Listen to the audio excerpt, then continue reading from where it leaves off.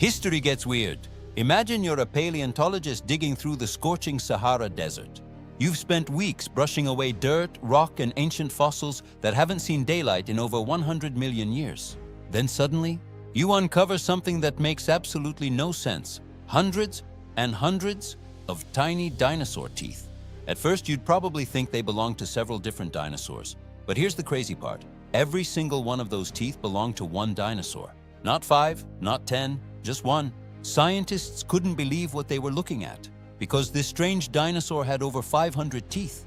Yes, 500. That sounds like something out of a science fiction movie, but it was completely real. Meet Nigersaurus, one of the weirdest dinosaurs ever discovered. Now, before you imagine some terrifying monster, Nigersaurus wasn't hunting other dinosaurs. It wasn't chasing prey. It wasn't the king of the prehistoric world. In fact, it spent most of its life doing something much less exciting, eating plants all day, every day.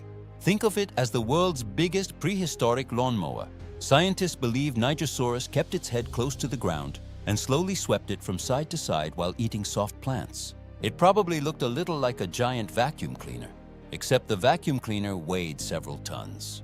But why would a dinosaur need 500 teeth?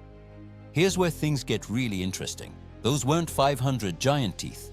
They were hundreds of small teeth lined up in neat rows across the front of its mouth. Then another, and another. It was like having a never-ending supply of brand new teeth.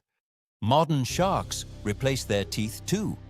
But Nigersaurus took that idea to another level.